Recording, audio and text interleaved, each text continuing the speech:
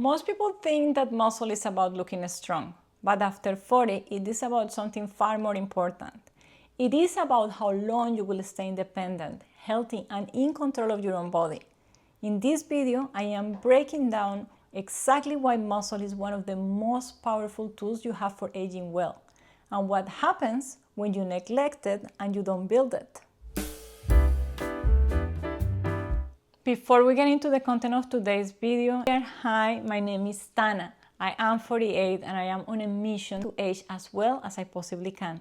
If that is your goal too, I would love for you to join me on this journey. From the moment that you turn 40, your body begins losing muscle. Not dramatically, not overnight, just quietly and steadily, at around 3% to 8% per decade.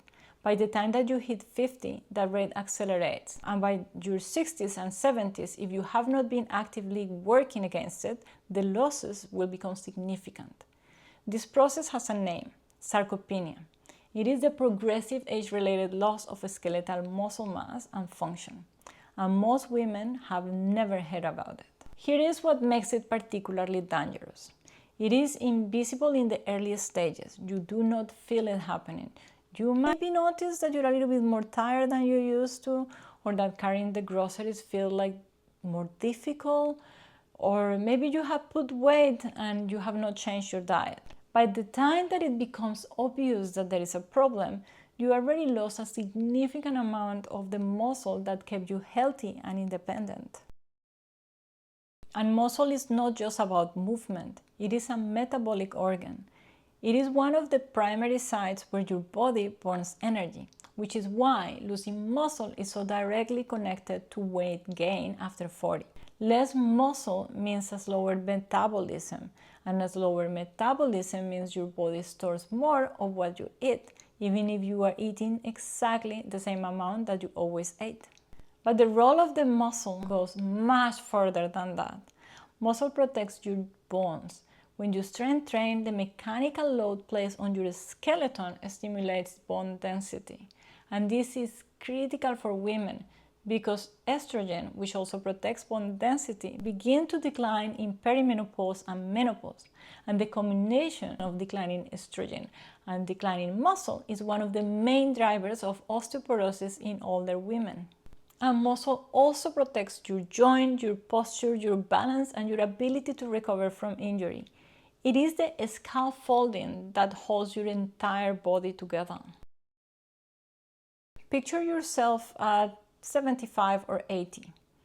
Picture two versions of that person. In one version, you are strong and healthy. You carry your own groceries from the car to the kitchen. You get up off the floor easily if you fall.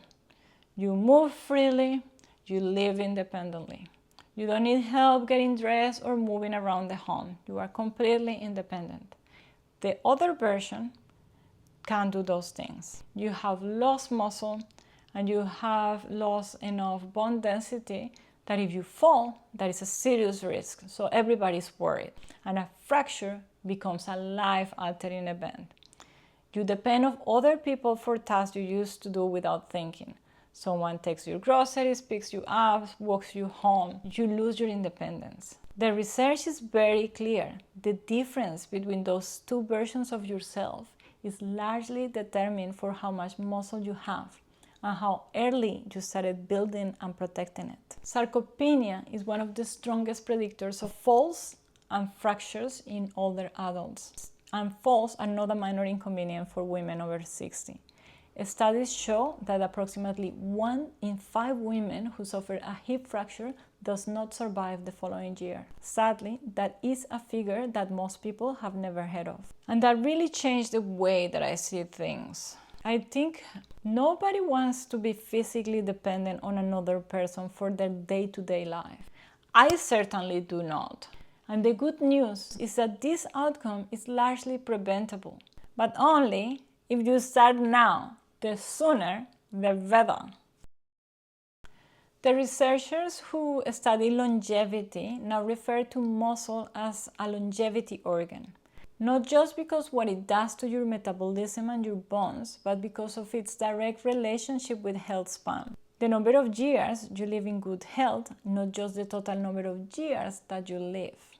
Higher muscle mass in your midlife is associated with a lower risk of cardiovascular disease, better insulin sensitivity, lower levels of inflammation, and better cognitive function as you age.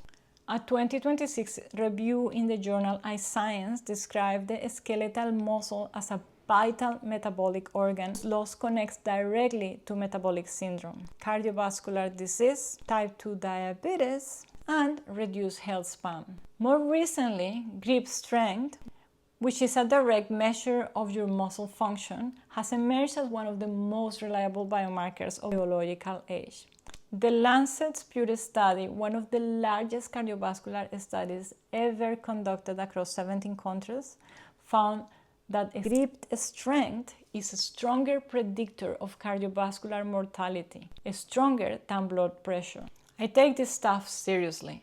I am 48. I train 5 to 6 days a week, and I have done so for the past 8 years, including through knee surgery and multiple injuries. And I don't do this just because I love every session. I do love many of them, but sometimes I don't really feel like it.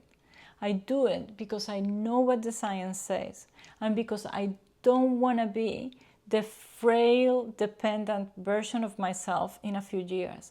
I want to be the strong version of myself, the one that's completely independent, that lives on their own, that doesn't require much help on anything.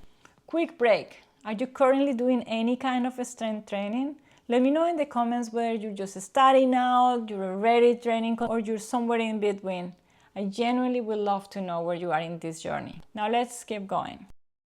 What do you actually do with all this information? The answer is simple: strength training. Resistance training is the most evidence-based intervention that we have for preserving and building muscle mass after 40. It also builds bone density, improves balance, and reduces fall risk. If you are not sure where to start, I covered exactly how to begin in my previous video on how to start strength training after 40. On that video, I walk you through the system that I use and how I built it into a lasting habit. I will link it in the description in case you haven't watched it yet. If you found this useful, please give this video a thumbs up and share it with anyone that you think might benefit from it. And if you're new here, I will love it if you subscribe to the channel. It shows me your support and it helps me create more content like this for you. Please let me know in the comments what surprised you the most about everything that we covered in today's video. I would love to know. In the next video, I am covering something that I get asked about constantly, and it ties directly into everything we talk about today. I look forward to seeing you there.